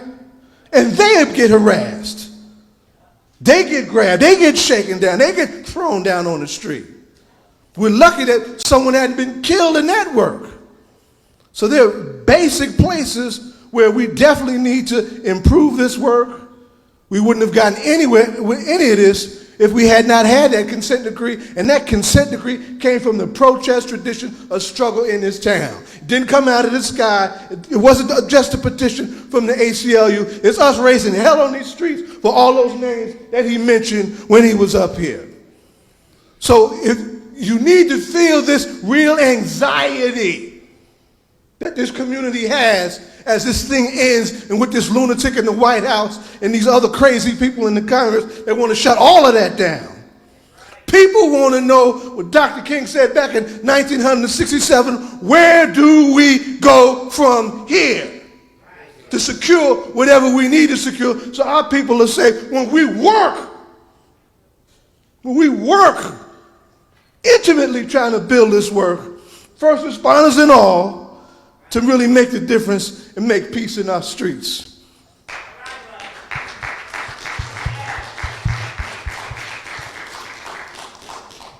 Hey, all power to the people. All power to the people. I'm going to start off by reading something from Toussaint for us to understand where we at right now. Because I hear a lot of conversation in here, and it seems like we don't understand what time of day it is. Hey, yo, Toussaint said, he knew the French, the British, and Spanish imperialists for the insatiable gangsters that they were. That there is no oath too sacred for them to break. No crime, deception, treachery, cruelty, destruction of human life and property which they would not commit against those who could not defend themselves. Yo, that's where we are at in 2025 with the police department and with the state. Yo, the police department don't protect Newark residents. They don't work for Newarkers. Yo, look around here. You look around here, political operatives, people that are invested in the state, that work with the politicians, that work for the government, that work for the state. Look around. The people from the number blocks, the people from the community, there's nobody here. The people that are getting arrested, that are being brutalized by the police, they're not in these rooms. The people that are getting real crimes committed against them, yo, if you cannot afford a place to stay, that's violence. Yo, the politicians in the community are the one creating this reality we are living in, and they use the police to make it so. Yo, that's the reality that we are in. The police are not protecting any of us. They don't serve us. All the lip service, yo, when I sit here, because I work in this community every day of my life, I work for free, dedicating my life to the people in this community. After school program, food program, housing program, all of this without NGO state money. We do it with our own bread. I think you, Peter Harvey, right? I am. When they first started the consent decree, the police department with Denty's brothers stole our van that we used to transport kids for our after-school program. We just get in here because we just dropped all the kids off with another truck that we had to go buy. The police impounded it with Denty's. They impounded it, sold it, whatever, and they kept the money. I was still paying on that car. They said I didn't have registration. I had registration. I took them to court, not with your help. I took them to court on my own. We ain't got money. We ain't poor. I mean, we ain't rich. We took them to court. You know what the judge told me? You got to sue the city. So after I went through that whole process suing them for them illegally stealing my car with the aid of the police, the judge told me I got to go sue the city now. Now I got to go get more money to go to court and sue the city. How am I going to win? There's no accountability. The police are crooks. The police are thieves. The police are the one oppressing us in our communities. And most of the time people come to this mic and they talk about the drug dealers, somebody selling a bag of weed, selling coke on the street, as if they're the real criminals, not the people raising people rents, doubling them. You want to see mental sickness? See a family, a mother with kids that got to go into the streets and sleep in the streets with her children. That's more violent than any drug dealer on these streets. That's more violent than any purse snatcher or anything out here. We keep talking about violence is going down. Violence is at an all-time high. We can't afford food. We can't afford nowhere to live. You arresting them? You kicking their door down, locking these people up? Because it's not like they're doing it legally. What they're doing is illegal. Nobody's holding them accountable. Yo, when they double your rent, the politicians are supposed to go hold those people accountable, those slum lords, but they buy them off. And then you get fake activist groups that come out here and say they're speaking for the people when they're walking around with the same politicians that's tailor-fitting the pain of the residents. You'll be catching hell out here. And like, I'm really not speaking to y'all because when y'all leave here, you're not going to change how you behave. You've been eating off the government, of our tax dollars your whole life. Peter Harvey, you've been getting money. They paid you thousands of dollars, hundreds of thousands for you to come here and do this, do whatever you did here, man. While we pay our money, we use our money to take care of the community. And we watch all of y'all come in with your nice suits. You over there, you said the high school kids, you did a petition. The high school kids should be able to vote because you notice the parents not voting no more. We don't believe in it. We don't believe in the education system. We don't believe in the judicial system. So we don't vote. We don't participate in none of this stuff. You went out there and said the kids should vote. The kids voted. How did that change our education? Yo, I'm looking in this room right now. I'm looking at all of y'all. Yo, y'all call me names behind my back. You talk about me as if I did something to you. What else should I do as a black man? I shouldn't stand up for my people getting kicked out of their homes, being made homeless. People can't afford to eat. What am I supposed to do as a man? I'm supposed to act like I don't see it and go get a job in City Hall with my 3 college degrees and move out to the suburbs and leave our people to suffer? Yo, how long are we going to do that? I'm talking to y'all. Y'all in this room right now. You see, if y'all did that, y'all worked in all these places and y'all took that money and y'all built underground railroads to help the people in the community, I couldn't say nothing to y'all. But that's not what y'all do. Y'all get nice homes, nice cars, nice insurance, go on vacations, fly everywhere, fly over us. You keep talking about us, us, us. You live in Newark? You breathe the air in Newark? Your children go to school in Newark? You ever been beat up by the police? I got scars on my body. When you say you from Newark, there's some stuff that come with it. You went to school and got the worst education in the state. You eat the worst food. We watch it all the time. They go down there, they arrest people undocumented, immigrants, whatever they call them. They arrest them, get them all up, throw them inside the car, take them away from their family, destroy their lives because they're trying to find a better life. But the companies that hire them, the police protect those companies that pay them slave wages. You just think about that for a minute. You got people that come from their countries because this government done destroyed their countries. So they come through the desert. They come through water. They do whatever they can to take care of their families. And they get here and they work 12 hours, 16 hours at a car wash, trying to take care of their family. Then on their way to the car wash, the police grab them, ICE grab them, throw them in the truck, and separate them from their family. And you people think you're doing good work. I'm not the smartest person in the world. I'm not even a saint. I'm a savage from these streets. I've been to prison. I've been to everywhere. Every institution this country got, I've been there. But how I know that this stuff is wrong? And all of you are sitting here and act like I'm the bad guy. I mean, like, we got to be serious because this is really not for y'all. When we leave here, y'all going to continue to do what y'all do every day. And I'm going to continue to do what I do every day. But I need the people to understand, yo, we could defeat them. Yo, the people together, the government is dead. There's no city hall if the people are working together. We could pull our resources and build cooperatives. We all got to work. We all got money in the socioeconomic system. We can pull our resources. We don't need the police. The police are, if you didn't understand me before, if you're a cop in here, you're affiliated with the police and you didn't understand me, I'm going to say it one more time. The police are the enemy in our communities. We are not at the point where we're negotiating. There's no reform, Peter. You know there's no reform, Peter. You went to good schools. You know you can't reform this system. You know you can't reform imperialism. But you're sitting here in a room full of black people, the descendants of slaves. And you look at them and you tell these people in here that they should go see the council people. They should go see the mayor. They should go see the police department. When you know as a black man, we are not free. You see, we went from that chattel slavery to wage slavery. So now they punish you. They punish you and give you the worst jobs. You can't afford nothing. You work from sun up to sundown. You don't see your kids. And you don't even make enough. You're not free. We're not free. There's no accountability. We can't hold the mayor accountable. We can't hold the council people accountable. We can't hold you accountable. We can't hold him accountable. We can't hold nobody accountable. It don't matter how many times we vote. every single resident can vote, nothing will change. So we need to stop telling our people that. Who are you going to vote for that's going to change anything? Because the oligarchs, the people that pay the politicians, they control this society. They control what the politicians do, not the residents. That's where we are. And we got to tell the people that if you're serious about educating and organizing the people.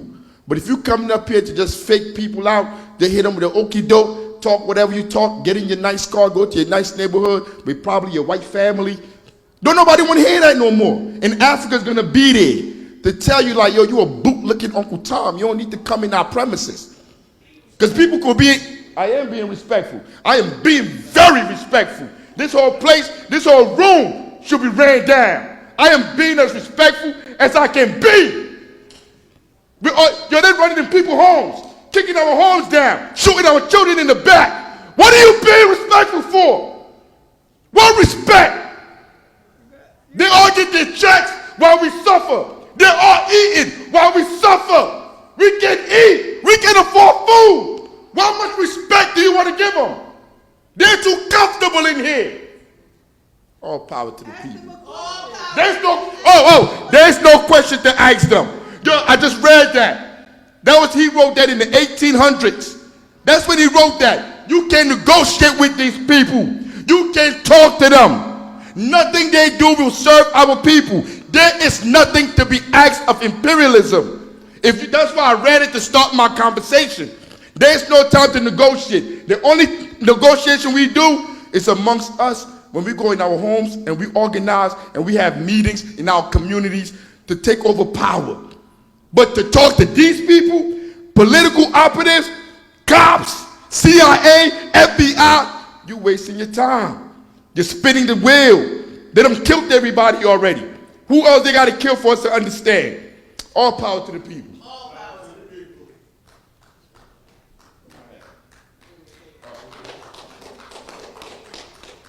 Hello, everybody. My name is Eve Henry. I want to start off by saying that, acknowledging that God works in mysterious ways. I had been trying to voice my opinions about the Newark Police Department. I had a few experiences. From the report, Mr. Harvey, my first time meeting you, it states that in 2011 that it was considered to have some type of oversight over Newark Police Department, and something that was affirmed again in 2014, carrying on for another 11 years, which brings us here to 2025. I had a situation following much at a later date, around 2018, where there was a breaking and entering in my apartment, okay? So it was only me and my daughter who lives in a home. I wasn't home, thank goodness. My daughter, she wasn't home, we weren't home at the time. And I immediately, as soon as I got home, both of my doors broke in, furniture everywhere, ransacked.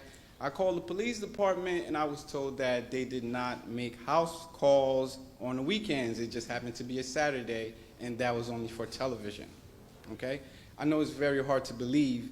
I didn't believe what I was hearing, so I recorded it. And so the following Monday, I went to the police department, which was on, I believe, 16th Avenue or 17th, somewhere around there. And I told them they didn't believe me either until I played it. And the gentleman came from the back and stopped me from recording, took my statement, and that was that. Okay, so there was no follow-up. Right? So I still have the police report. I made the police report, but what I missed out on was the opportunity to catch the culprit and probably have him, pay have some type of justice done. Unfortunately, after 3 days of me going and not having an officer come and collect evidence, I contaminated all evidence. So I was told that at the police department. Okay, so that's just one experience. I have another experience where I was dragged out of my vehicle and, taken to a police department for no reason other than just show of force, right? So it was one of the situations where I was sitting in a parked car eating Wendy's. So again, now this was supposed to went from something traffic, so the charge was not having a seatbelt on and parked in a not even an operating driveway. to obstruction of justice. So this is the pattern, right? So if there's an injustice done on part of the citizens, then you get a criminal charge that takes away your voice, it takes away from your credibility to say that this person is a criminal, right? So that's one of the ways to discredit someone or disbar them. There's a lot of discrimination occurred on that particular incident, right? So what blew my mind most was the officer asking me, telling me that I did not have any rights, right? Because I'm explaining to him, he's telling me, why does he have to tell me why I'm being searched, or that I did not consent to, why I'm being searched, why I'm being dragged in my car. Says you have no rights, ask me for my social security card, and I'm realizing that the bias is deeper than that, right? So when you come into these diverse communities, it's a melting pot, right? And most people choose to have fun with it. Say, oh, Nicholas, he's the African, I bet you he's the Asian. And so because I have a unique name, which just so happens to be French, I was dealt with in that manner. But if I see Mendez or Menendez or Rubio, to me that is an American. But unfortunately, the people who are trained to protect and guard these cities and offer these fundamental rights, right, as written and drafted in the Constitution, this is their ways of thinking. So okay, so what could I do, right? So now here I am with a handicap, 2 o'clock in the morning. I have to find my way back home. The cop followed me around all night, right, in their cars. I made a complaint. I went to internal affairs, and it was difficult, right? So that's why I say lower in mysterious ways, because I cannot afford an attorney. So most time, people who are impoverished, when they deal with injustices, they have to accept it, because you have to have money to hire a lawyer, right? So I could not afford a lawyer. And so now telling my stories, eventually I found some way to send it to the sheriff's department, and so now it came the paper trail. They don't know who that is. They have no department. They said must be a special. First, it wasn't Newark. Then it is probably, the end of all these documents that I have said is no accountability. They don't know who these officers are, although I gave them name, and the officer appeared in court to follow through with the obstruction of justice charge. They seen nothing wrong with those officers' actions. So here we are in 2025, where we're dealing with ICE just doing whatever they want to migrants, or people who are said to be migrants. And most people don't accept it, but it's federal oversight, and people just deal with it. These people, they'll disappear. Eventually, these stories will never be told. There's no difference, right? There's no difference. It's like they had the same training. And unfortunately for me, I just happen to have a foreign name. So, I won't even want, since I'm up here, I have to pose a question, right?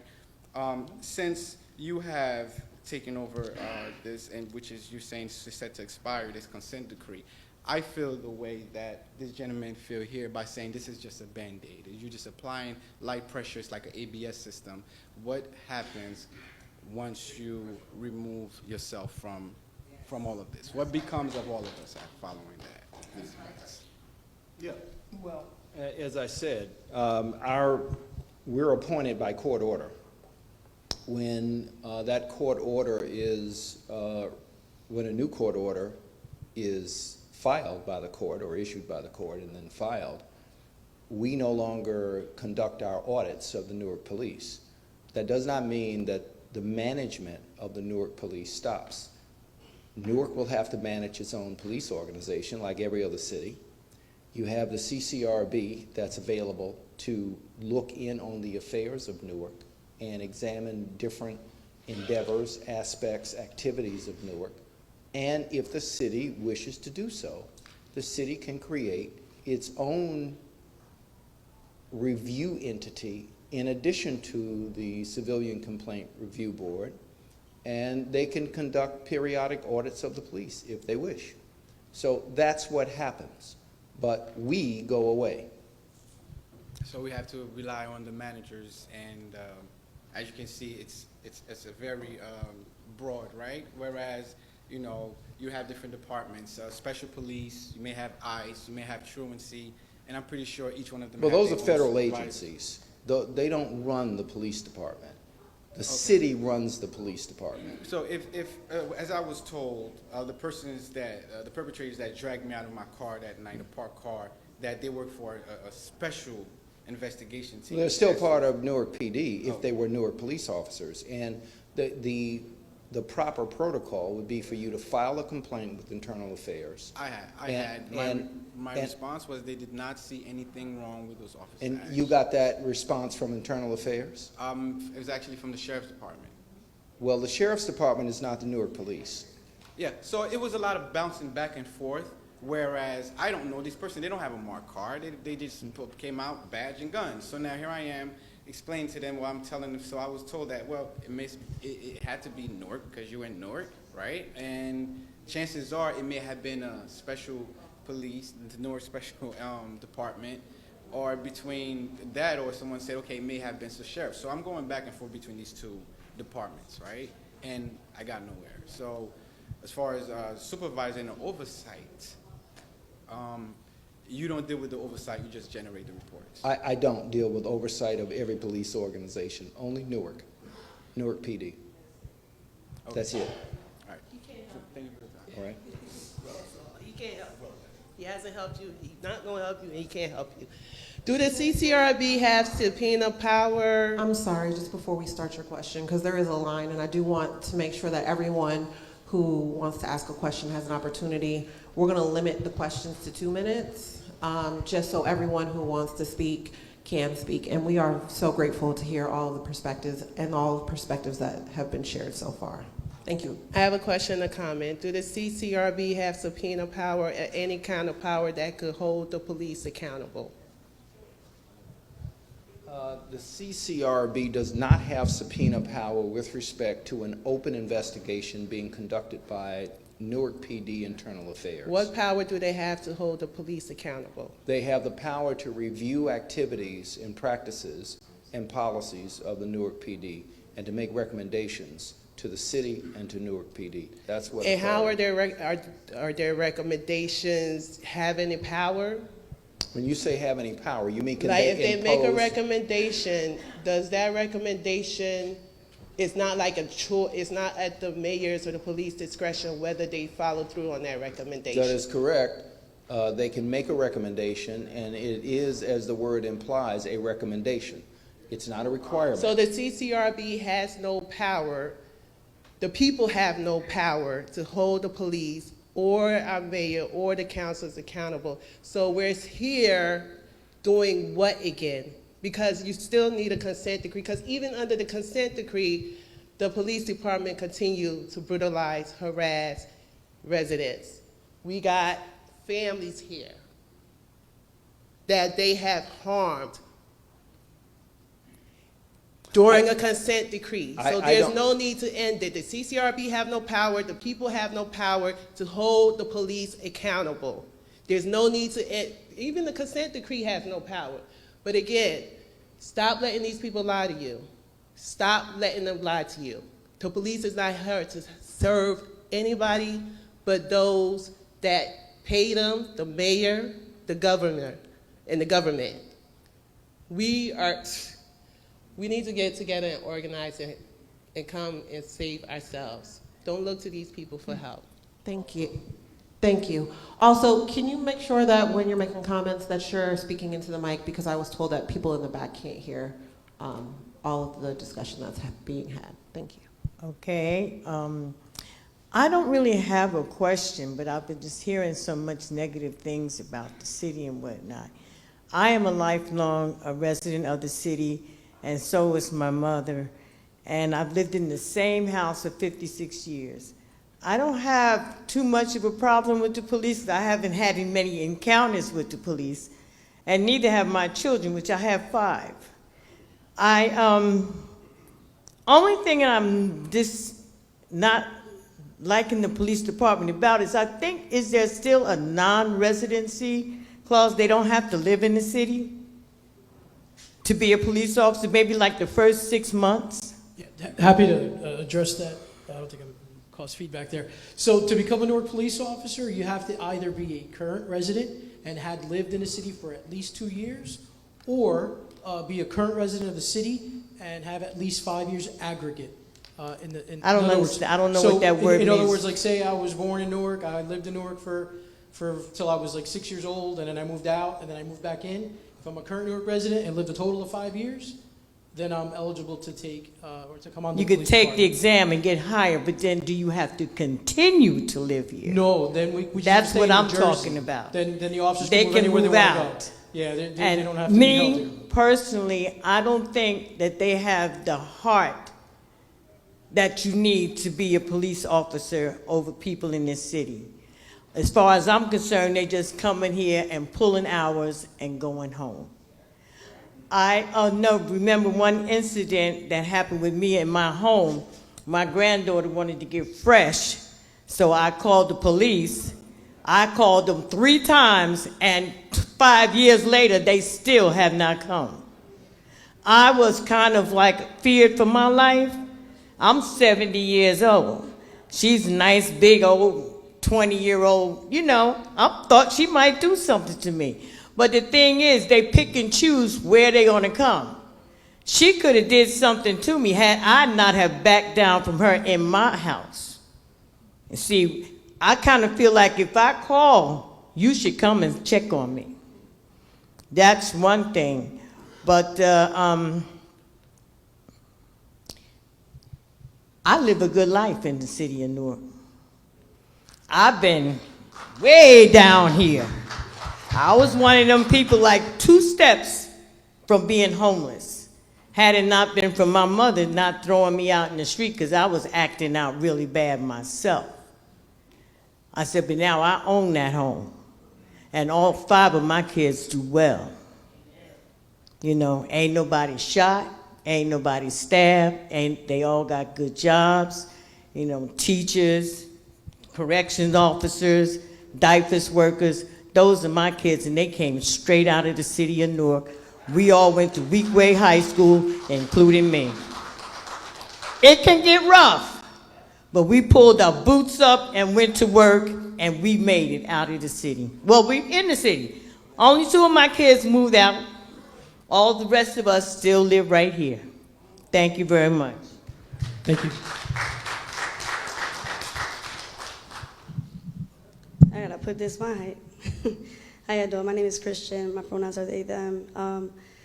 Question for Peter Harvey. With the federal consent decree coming to an end, there's an important recommendation that the Newark Police Department consider hiring an independent monitor to maintain accountability and transparency.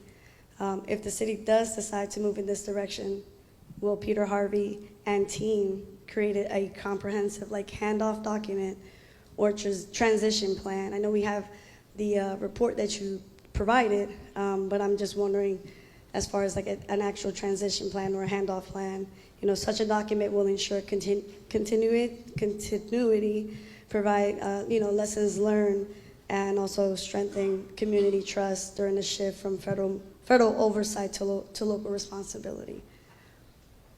You know, that is a very thoughtful question, a very good one. The answer is yes. This final report actually does a lot of what you've suggested. It tells everyone where Newark started, the progress it made, the progress it didn't make, and recommendations about how it can even be better. If Newark wants to have an entity, you called it an independent monitor, an entity that continues to oversee the police because that's what Newark wants, or it continues to conduct audits of activities of the police. You know, we will help them. We will explain what we've done in our various reports. They will have ample guidance from our reports, including this final report, but I certainly will help them because I believe in good policing. Not for $2 million, right? No. No, I'm just kidding. No. And some of what we would have to do is we'd have to figure out how to, how to make it work. But look, I'm always available to talk to people about it. And there are a number of policing organizations, national organizations, with members of our team on them who will make themselves available for all kinds of things, training, advice, guidance, and so forth. So Newark can get the help that it needs, but it has made tremendous progress, and I don't want you all to think that it hasn't. It has. There are some areas in which it can improve, but it knows what to do. The consent decree is a written document. It tells you what to do, and our reports contain recommendations that will say how to do it. I will also suggest to have add an opportunity for the community to add recommendations. Well, that's a very good point. Yeah. But this is exactly why each precinct in the city has a community engagement plan, and the officers and leaders should be meeting with members of the community in that precinct to do exactly what you've just suggested.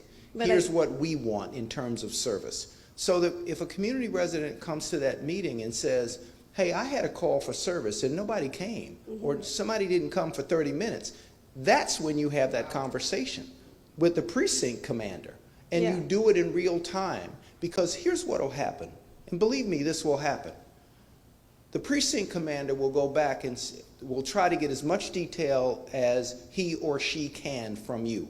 Date, time, they'll go back to the computer and find your call.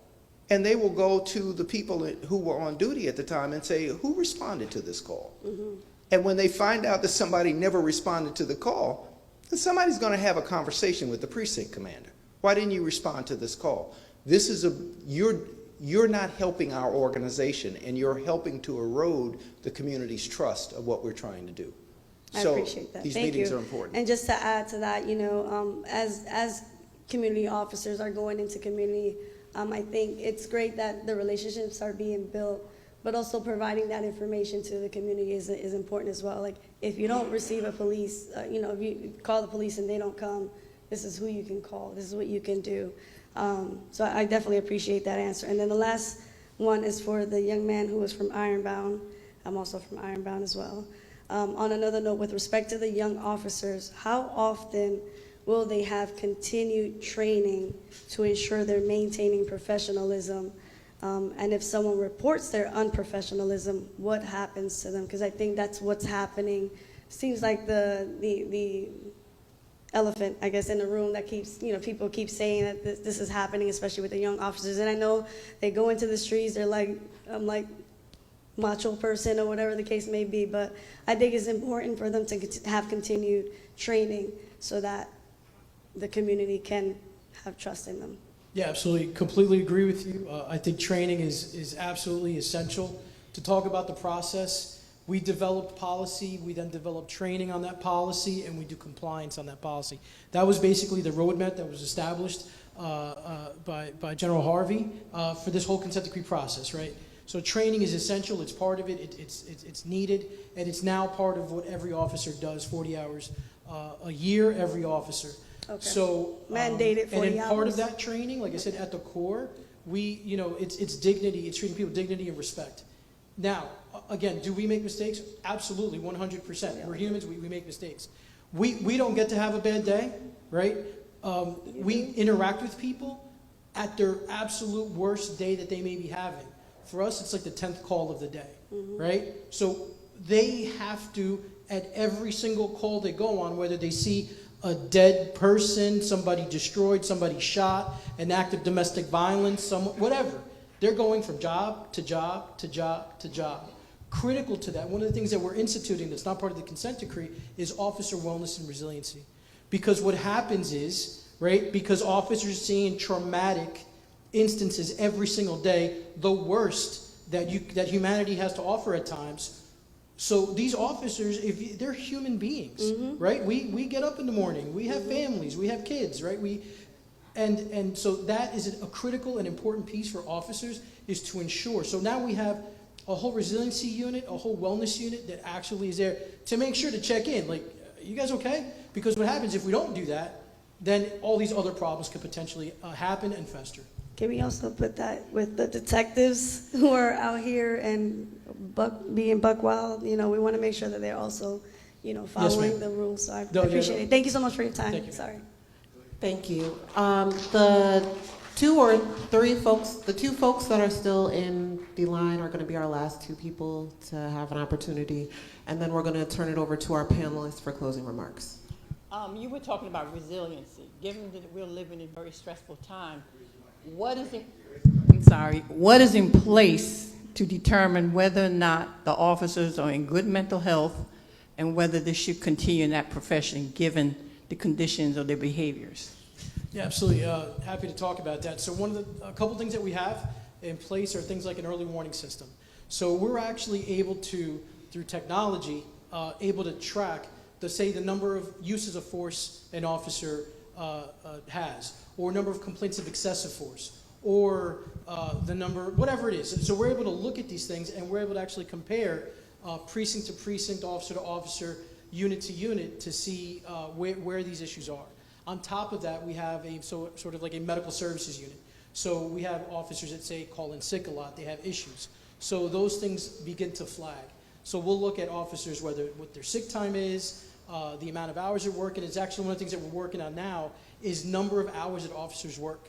So currently officers work a pitman schedule, they're on a 40-hour shift, and there's opportunities to do, say, overtime, things like that. So we've restricted the amount of hours that officers can work. So they're limited to 16 hours. That's all they can do, like 2 8-hour shift, let's say. And these are things that sort of steps we're taking to ensure wellness. One thing we have is a peer-to-peer support program. So if a fellow officer sees that there's an issue going on with another officer, he can go in and sort of, reach out to make sure that officer gets some help. Whether it may be financial issues at home, issues with family, problems, whatever, child care issues, whatever it is, we would intervene in that way. Is there a psychological evaluation before they come on as police officers? Has to be mandatory. One thing I'd like to bring up. Sometimes we really don't know. Yeah, so absolutely mandatory. One of the things that actually was instituted recently by the state of New Jersey is a police licensing program. It's something we haven't had an opportunity to talk about, but basically the Police Training Commission has authority over an officer's certification to be an officer.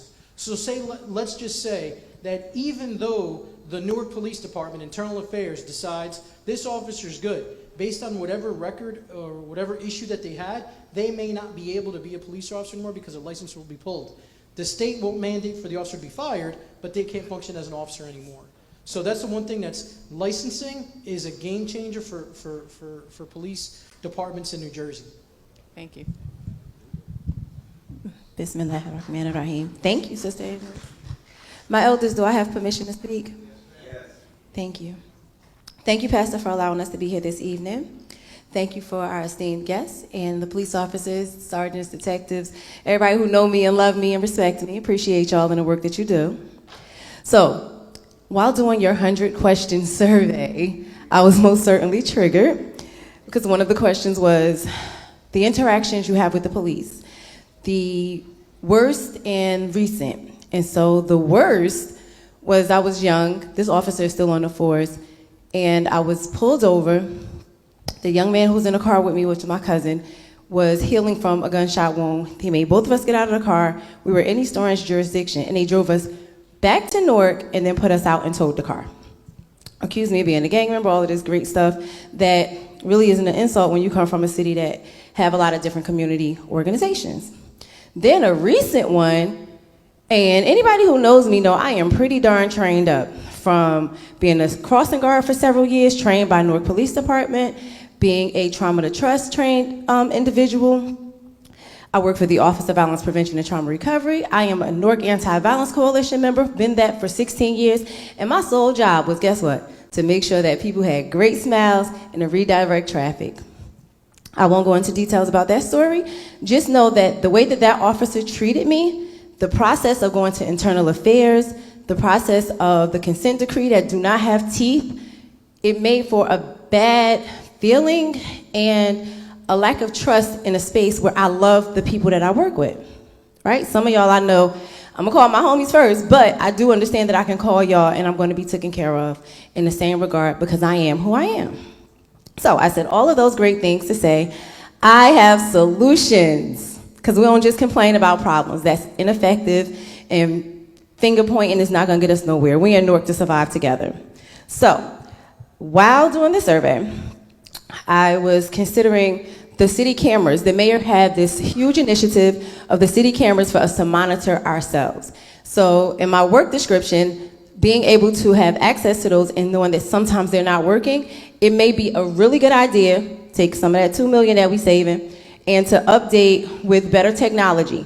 There's some really amazing technology that's used.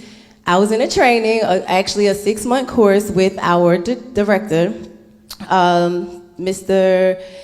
I don't want to use his first name. Y'all know who I'm talking about, your boss. Yes, Miranda. And we were sharing best practices with people all throughout the state of New Jersey. And so East Orange have a really, really good camera program that we have like the beginning onsets of it, but like theirs is really, really in detail. The remaining funding, I do believe, should go to the Office of Violence Prevention and Trauma Recovery because we do some really amazing work and our community progress is clear and proven. As yes, we give y'all credit for arresting people, but we do the other part of the work that do not include arresting our people. And that is most certainly something that we are very proud of. We would love to see the Civilian Complaint Review Board have subpoena power because just because I experienced it and went through the process, I understand how important it is for the police not to investigate themselves, but also for the subpoena power that's necessary to have anything done. And it was light on my end. However, there are people that I do speak to in my community that have been traumatized by police officers that may have been on the force for a long time or just got here. I would also like to see the policy change with undercover police officers not wearing body cameras. And so I know the mayor did an executive order for all police officers in uniform to have it on, so it's like unacceptable. However, it does take away police discretion to be able to support people that they may understand, they're more empathetic to what they may be dealing with. So it takes away that discretion that they would normally be able to use because they're being recorded, and we don't want them to get in trouble, but there should be some leniency and some wiggle room. Community meetings with check-ins or during arrest, like we have social workers in all precincts, Office of Violence Prevention and Trauma Recovery. And when we have domestic violence situations or aggravated assaults, they go into the cells and have conversations. When our juveniles get arrested, they're able to do intakes and we're able to do home visits and follow-ups, right? So this is a very comprehensive pathway that we have inside of our city, which makes us better than everyone else. So allowing them to do that same type of interaction when people are arrested, just to do a temperature check on how was you treated by the police, like, yeah, you in jail, but how was the interaction? Also, let's see. Trauma to trust with the police officers, like make it a mandatory monthly or a whole 4 weeks worth of trauma to trust. If you're not familiar with what trauma to trust is where our police officers, brass and not, and community members are in a training for weeks and they're learning all about how perhaps the uniform triggers us because it's based on slave trade, right? Like it's based on a system that is not often looked at as positive for us. And it's a very important course. I mean, it's amazing. By the end of it, the officers and the police are talking more and more. Implicit bias training, that needs to be had. I had it, it was excellent, and it needs to be implemented more often than not. Also, you mentioned talking to each officer about what their issues is to each other. That's trauma bonding, and it is not healthy. Like, we have come a long way in psychology, so I think we need to have another alternative to having officers be able to have real conversations for their healing and their mental health that is not punitive. Like, if you say, like, I'm on a mental break, and they're like, no, I'm going to take your gun from you because you're saying I need help, I think that would help, and that was something that came out of the trauma to trust training that I took. And, consistency with leadership in the precincts for relationship building. I live in the South, and I absolutely love Captain Wilson, and I absolutely love Peppers while he was there, and even Henderson when he was there. Amazing people to work with. But that's 3 captains within the course of not consistent. And when an officer get in trouble in one district or one ward, it's not helpful to send them to another one, especially when there's no apology. When they're wrong, let's try some community public apologies, right? So let's atonement, right? So I proved you wrong, you was messed up, some atonement. And I think those are ways that we can most certainly build our community. And thank you very much. Big shout out to Deputy Mayor Yuri. Thank you. That was an excellent way to end. I'm going to give each of our panelists 1 minute for final thoughts. Yeah, just one thing. I'd love all of it. Make sure you get all that information to me. We'll meet up and yeah, we'll put a lot of that into play.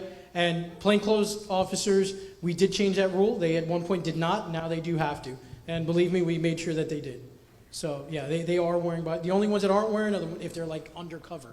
But if they're plainclothes, they have to wear, even the guys in suits, we make them wear cameras too. So. Mr. Harvey, final thoughts? My final thoughts are this: stay engaged with the police. They are working real hard. Sorry. Stay engaged with the police. Stay engaged community by community. And when you have issues, talk to the police leadership, the police precinct leadership. And if an officer does something that you think violates policy, report it to Internal Affairs. I can tell you that it does make a difference, and it also helps create a record so that managers can look at this officer and say, you know, either this person needs retraining or they need disciplinary action. They may need one or the other, but someone can at least engage with this person. If the police managers don't know about an officer's behavior, they can't correct it. So don't let it go. And also, where you make calls for service and you don't get a response, 15 minutes, you should talk to the leadership in your police precinct. Why is it taking more than 15 minutes for someone to respond to my complaint? And they will track it down and they will measure it, and there will be people who will be held accountable. You should know this, that there are really dedicated officers, some of whom are here tonight, on this force, and they really want to do better. They are doing better in a lot of ways, and they're going to continue the work. Stay engaged. Thank you. And thank you to all of you for sharing your thoughts and opinions with us and coming out after a long work day. We really appreciate that. We do have some light refreshments for everyone downstairs. As well, on the same note of staying engaged, as we mentioned at the beginning, this is going before the federal court on October 2nd, 2025 at 2 p.m. downtown. So if you want to continue to share your thoughts, you can reach out to us at the New Jersey Institute for Social Justice, or you can also come down to the hearing.